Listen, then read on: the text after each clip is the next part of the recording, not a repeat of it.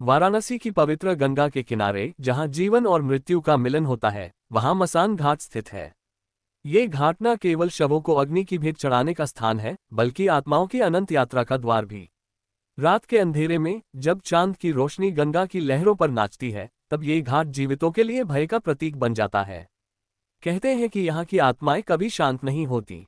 वे अपनी अधूरी इच्छाओं के बोझ तले दबकर जीवितों को अपनी कहानियां सुनाने को व्याकुल रहती हैं। कहानी की शुरुआत होती है एक युवक से जिसका नाम था राजेश। राजेश एक साधारण परिवार से था, लेकिन उसके मन में हमेशा से रहस्यों की खोज की ललक थी। वह बनारस के एक छोटे से कॉलेज में पढ़ता था और रात में घाटों पर घूमना उसका शौक था।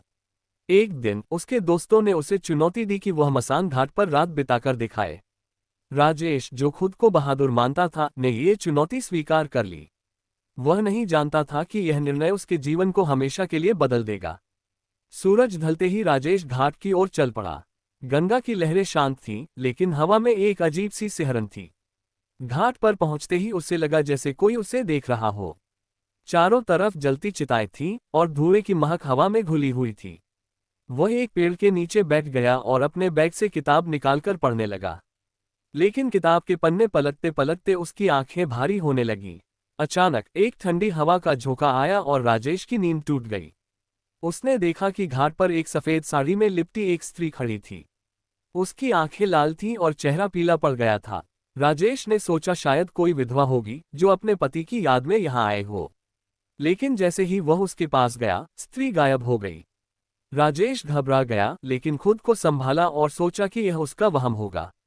रात गहराती गई। घाट पर अब कोई नहीं था, सिवाय कुछ कुत्तों के जो हड्डियों पर झपट रहे थे। राजेश ने अपनी घड़ी देखी, आधी रात हो चुकी थी। तभी उसे दूर से एक आवाज सुनाई दी, जैसे कोई रो रहा हो। वह आवाज की दिशा में गया और देखा कि गंगा के किनारे एक बच्चा बैठा है। बच्चा छोटा सा था, शायद 5 साल का। राजेश ने पूछा, बेटा तुम यहाँ क्या कर रहे हो? बच्चे ने ऊपर देखा, उसकी आंखें खाली थीं, जैसे कोई आत्मा न हो। वह बोला, मैं अपनी माँ को ढूंढ रहा हूँ। वह यहाँ आई थी, लेकिन अब नहीं मिल रही। राजेश को दया आई। वह बच्चे को साथ लेकर घाट से बाहर जाने लगा, लेकिन बच्चा अचानक गायब हो गया। राजेश के रोंगटे खड़े हो गए।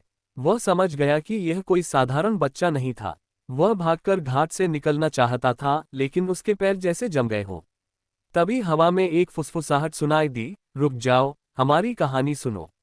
राजेश ने चारों तरफ देखा, लेकिन कोई नहीं था। फिर अचानक घाट पर कई छायाएं उभरी। वे आत्माएं थीं जो शवों से उठ रही थीं। एक आत्मा, जो एक बुरे आदमी की लग रही थी, राजेश के पास आए और बोली, तुम जीवित हो, इसलिए तुम हमारी मदद कर सकते हो। हम यहाँ फंसे हैं क्योंकि हमारी इच्छाएं अधूरी हैं। अगर तुम हमारी कहानियां सुनोगे और उन्हें पूरा करोगे तो हम मुक्त हो जाएंगे।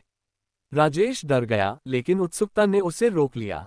वह बोला, कौन हो तुम और क्या है तुम्हारी कहानी? बुरी आत्मा ने शुरू किया, मेरा नाम था रामलाल।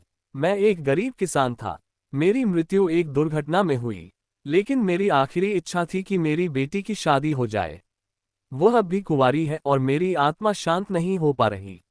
राजेश ने सुना और सोचा कि यह सच नहीं हो सकता, लेकिन आत्मा ने जारी रखा, तुम्हें मेरी मदद करनी होगी। जाओ शहर में, मेरी बेटी का नाम सरिता है। वह घाट के पास एक छोटे से घर में रहती है। उसकी शादी कराओ, तभी मैं मुक्त होऊंगा। राजेश को लगा जैसे वह एक सपने में है। लेकिन जैसे ही सुबह हुई, आत्माएं गायब हो गईं। वह घाट से भागा और घर पहुंचा। पूरे दिन वह सोचता रहा। शाम को वह सरिता के घर गया। सरिता एक गरीब लड़की थी, जिसके पिता की मृत्यु हो चुकी थी। राजेश ने उससे बात की और मदद का वादा किया, लेकिन ये सिर्फ शुरुआत थी। मसान घाट की आत्माएं अब राजेश के जीवन में प्रवेश कर चुकी थी। राजेश अब मसान घाट की घटना को भूल नहीं पा रहा था। रात को नींद में वह आत्माओं के चेहरे देखता। अगले दिन वह फिर घाट पर गया, लेकिन दिन के उजाले में सब सामान्य लग रहा था। वह सरिता से मिला और उसकी मदद करने का फैसला किया। सरिता ने बताया कि उसके पिता की मृत्यु के बाद परिवार गरीबी में डूब गया था। राजेश ने अपने दोस्तों से पैसे उधार लिए और सरिता की शादी की व्यवस्था की। शादी के दिन जब सरिता विदा हुई, राजेश को लगा जैसे कोई उससे धन्यवाद दे रहा हो। रात को घाट पर जाकर उसने देखा कि रामलाल की आत्मा मुस्कुरा रही थी और फिर गायब हो गई। लेकिन यह अंत नहीं था। अब अन्य आत्माएं राजेश के सपनों में आने लगीं। एक आत्मा थी लक्ष्मी की, जो एक युवती थी। वह बोली, मैं प्यार में मारी गई। मेरा प्रेमी मुझे धोखा देकर भाग गया। मेरी इच्छा है कि वह सजा पाए। राजेश ने जांच की और पाया कि प्रेमी अब अमीर आदमी बन चुका था। राजेश ने पुलिस में शिकायत की और पुराने मामले को खोला।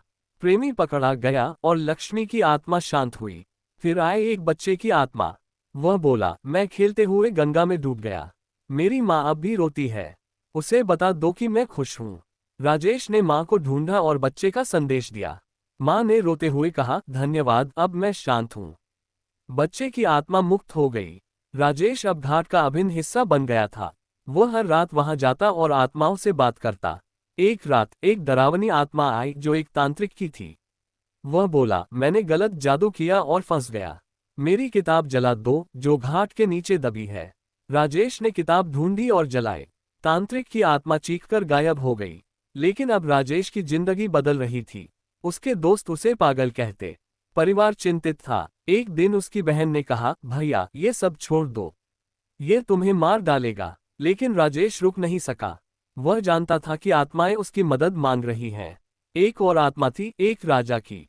वह बोला, मेरा खजाना गंगा में दफन है, उसे गरीबों में बांट दो। राजेश ने खजाना ढूंढा और बांटा। राजा की आत्मा मुक्त हुई। कहानी गहराती जा रही थी। राजेश अब समझ रहा था कि मृत्यु के बाद भी इच्छाएं जीवित रहती हैं।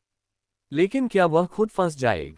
राजेश की मदद से कई आत्माएं मुक्त हो चुकी थीं, लेकिन मसान घाट का अंधेरा और गहरा होता जा रहा था। एक रात जब वह घाट पर था, एक भयानक छाया उभरी। यह एक प्राचीन आत्मा थी जो घाट की रक्षक थी। वह बोली, तुमने अच्छा किया, लेकिन अब खतरा है। एक बुरी आत्मा है जो सबको फंसाती है। उसका नाम है काली। वह जीवितों को मारकर अपनी शक्ति बढ़ाती है। राजेश डर गया। काली की कहानी सुनकर उसके होश उड़ गए। काली एक चुड़ैल थी जो सदियों से घाट पर राज करती थी। वह अधूरी आत्माओं को अपने वश में रखती थी। राजेश ने फैसला किया कि वह काली से मुकाबला करेगा। उसने पुराने ग्रंथ पढ़े और एक तांत्रिक से मिला। तांत्रिक ने कहा, काली को हराने के लिए तुम्हें उसकी कमजोरी ढूंढनी होगी। वह प्यार से डरती है। राजेश ने योजना बनाई। वह घाट पर गया और काली को चुनौती दी। काली प्रकट हुई, उसकी आंखें जल रही थीं। वह बोली, तुम कौन हो जो मुझे चुनौती देते हो? राजेश ने अपनी कहानी सुनाई और कहा, तुम्हारी भी कोई इच्छा होगी जो अधूरी है। बताओ, मैं मदद करूंगा। काली हंसी, लेकिन फिर रोने लगी। उसने बताया कि वह एक राजकुमारी थी जिसे धोखा दिया गया। राजेश ने उसकी मदद की और उसकी अधूरी प्रेम कहानी पूरी की। काली शांत हुई और घाट से चली गई। अब घाट पर शांति थी, लेकिन राजेश थक चुका था। वह घर लौटा और सोचा कि अब सब खत्म। लेकिन रात को फिर एक आत्मा आई। राजेश अब एक प्रसिद्ध व्यक्ति बन चुका था। लोग उसे आत्माओं का मित्र कहते। लेकिन उसके मन में डर था। एक दिन वह गंगा में स्नान कर रहा था, तभी एक आत्मा डूबती दिखी। उसने बचाया, लेकिन खुद डूब गया। जब होश आया, वह आत्माओं की दुनिया में था। वहां उसने देखा कि कई आत्माएं उसका इंतजार कर रही थीं। वे बोली, तुमने हमारी मदद की, अब हम तुम्हारी करेगी। राजेश ने वापस लौटने का रास्ता ढूंढा।